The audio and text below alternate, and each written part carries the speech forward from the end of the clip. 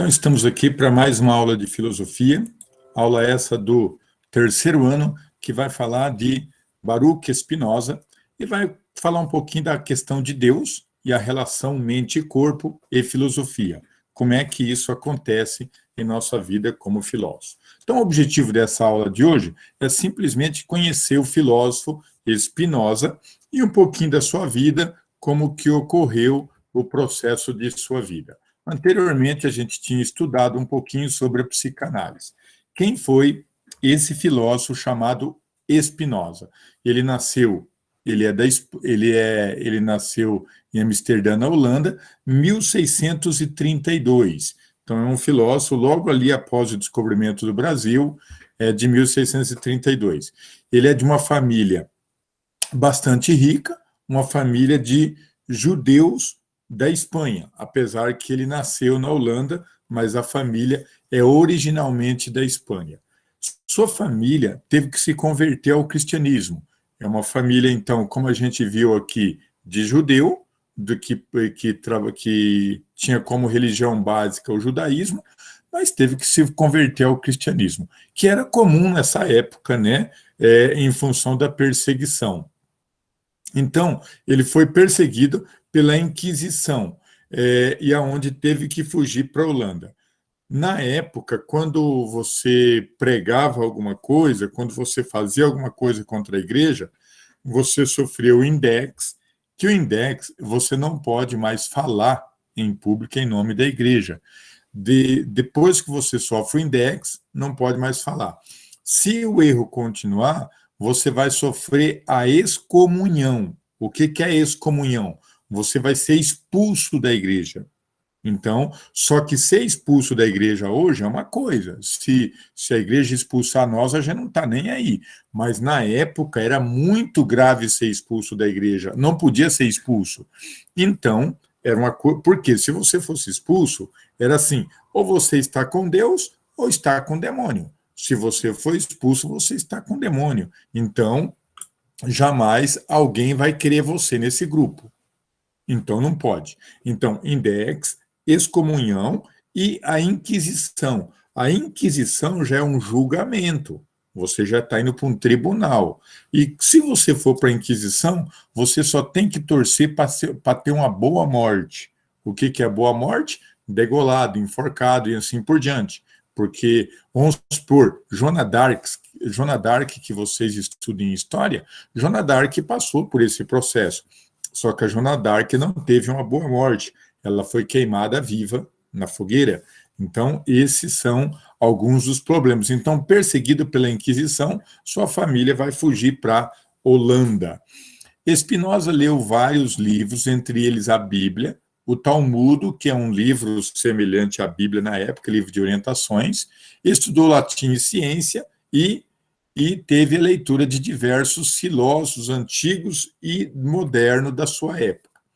Spinoza, então, ele vai entrar em conflito com os dogmas, ou seja, com as verdades inquestionáveis do judaísmo, da religião judaica.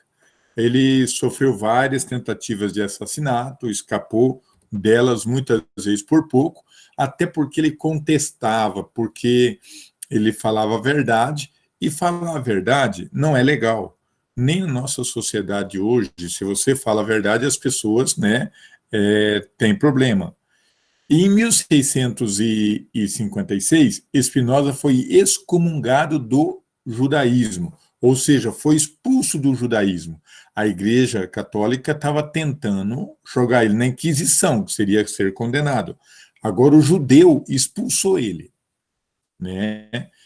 Isso lhe custou várias amizades, tal, e aqui a excomunhão, como diz aqui o próprio texto, é ele ser expulso de uma comunidade religiosa. Spinoza recusou o luxo e o prestígio, né? Ali questão da sua família, e lutou por essa liberdade de pensamento. Morreu em 1677, com 44 anos, que era comum na época, a pessoa dificilmente passava dos 60, enfim, na sua época era mais ou menos comum. Obras de Spinoza. Então, ele fez um breve tratado sobre Deus e sobre o homem e a felicidade, né? Sobre a questão do intelecto, escreveu sobre ética e escreveu o Tratado Público. Então, ele teve 4 livros que ele escreveu durante a sua carreira, né? Uma das suas... E que ideias é essa? Quais são as ideias que Spinoza tinha e que causava muito problema? Quais são as principais ideias dele? Então, a principal ideia dele é a ideia de substância. O que é a ideia de substância? Ele dizia, olha, é isso que eu estou vendo. Então, não adianta você me falar que você é honesto se o que eu vejo de você não é verdadeiro. Então, é o que é. Isso é a substância, né? E assim por diante. Então, ele falava que a substância material é aquilo que está aí, é aquilo que existe. A água, sal, CO2, O2, o ácido sulfúrico, ferro, etanol, isso que está aí é a substância. A substância água, a substância sal, a matéria, a substância caneta, isso é o que existe. Não adianta você tentar me enganar dizendo que isso aqui é outro produto. Eu sei que isso é uma caneta. Pronto. E isso me basta. E quando ele tratava isso com o pensamento humano, ele ia dizer assim: não adianta você me falar que você é honesto se eu vejo que você rouba. Não adianta você me falar, por exemplo, que tem que ser bom, mas você é ruim. Então ele chegava para a igreja e falava assim: não adianta vocês falarem que vocês gostam de Deus, que vocês amam a Deus, que vocês adoram a Deus, se vocês causam mal. Por exemplo, no Brasil, né? Que vocês admitem a escravidão, deixa escravizar o índio, deixa escravizar o negro, deixa matar o negro. Então não vem me falar que você é religioso. Isso é substância. Então ele contestava, ele protestava contra a religião, dizendo: eu sou religioso. Beleza. E como é que você admite a escravidão? Então, isso é a questão da substância. O conceito de substância ele vai buscar na filosofia, nas primeiras noções, lá em Tales de Mileto, lá na Grécia Antiga, onde Tales de Mileto diz que a água é a origem de todas as coisas.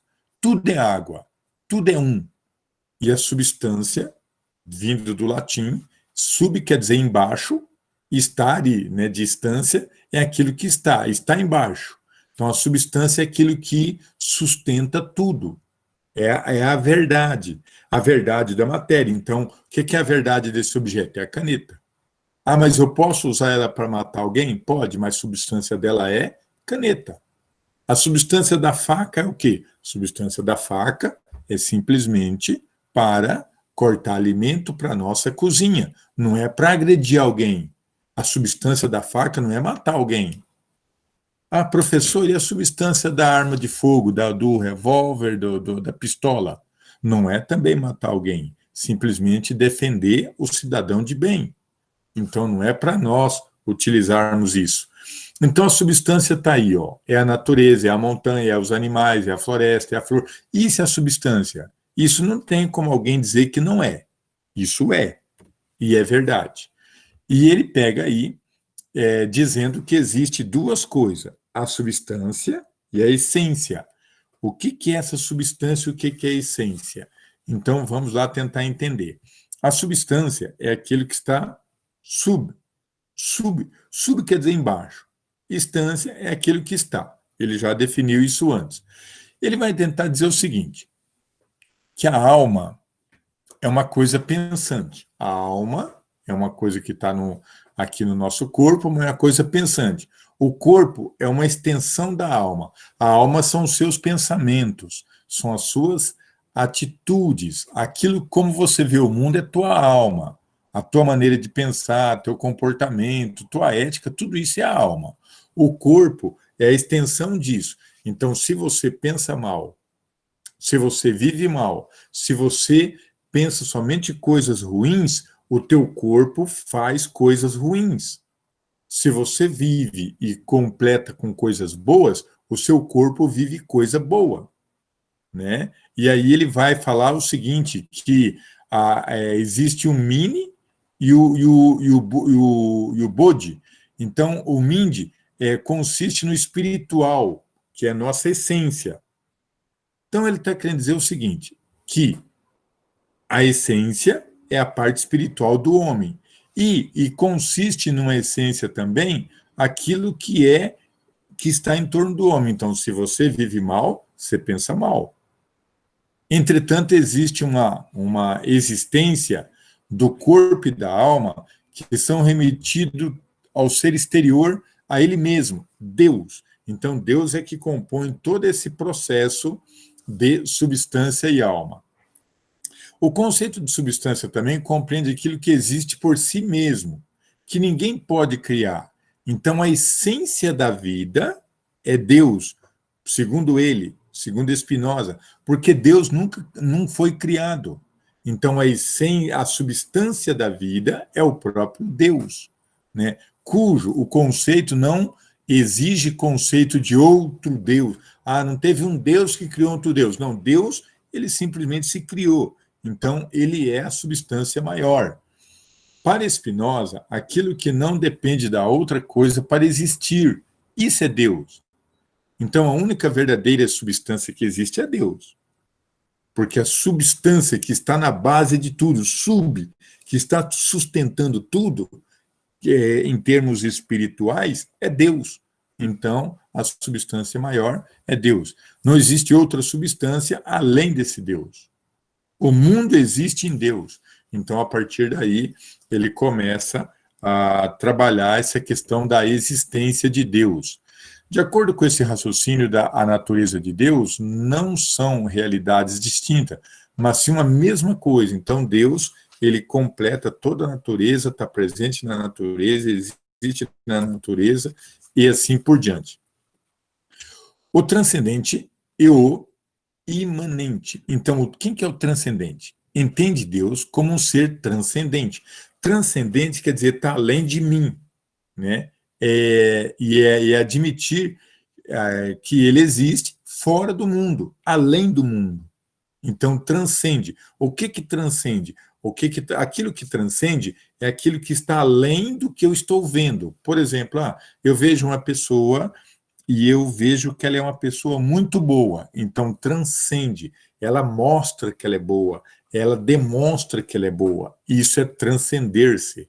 Ou ela demonstra que ela é ruim, ou ela demonstra que ela é má. É aquela história, quando você vê uma pessoa na rua, você fala, poxa, aquela pessoa, de repente você conversa com ela e fala, aquela pessoa é boa. Quer dizer, transcendeu isso para você. Opa, aquela pessoa é ruim, transcendeu isso para você.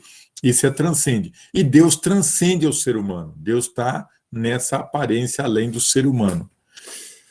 Então, Deus, aqui, o texto aqui, considerar que Deus é um ser eminente significa concebê-lo como um único ser que está no mundo e não fora dele.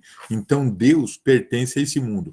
Como que Deus pertence a esse mundo? Quem é que criou, por exemplo, Sol, Lua, estrela, os astros, todas as constelações, os cometas, os planetas? Como é que isso gira de forma tão harmoniosa? E Spinoza chegava a dizer, como que você alimenta e como que o organismo sabe que cada pedacinho da sua janta, do seu almoço, do seu café, sabe distribuir um pedacinho para cada um do nosso corpo? Quando ele erra alguma coisa, o que acontece? A gente engorda, a gente passa mal, a gente não... Então, quem é que controlou, quem é que criou tudo isso?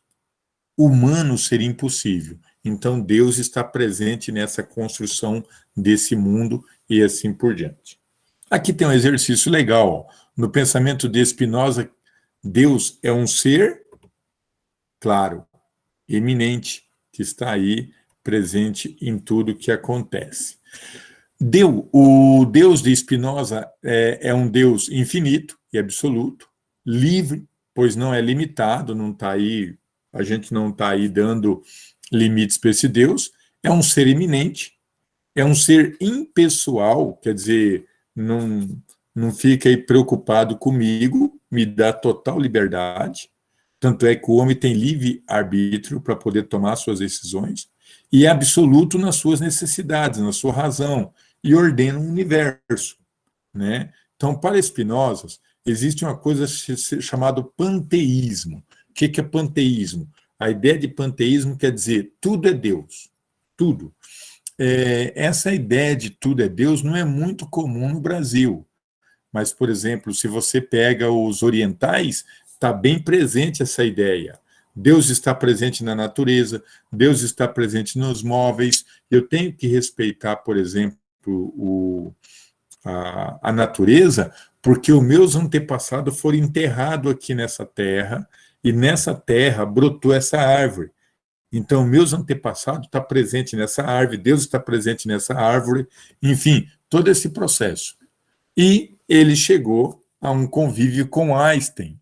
Então, acreditava no Deus. Então, Einstein acreditava nesse Deus do Spinoza, né?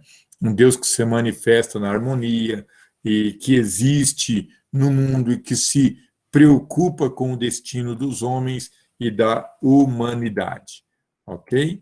Então, nesta aula, vimos um pouco o filósofo Spinoza e a sua visão, né, de realidade de Deus, e vimos também que Spinoza e que existe uma substância maior, e essa substância é Deus dentro desse contexto de mundo em que vivemos, ok? Então, essa foi a aula que tivemos sobre Spinoza e a questão de Deus.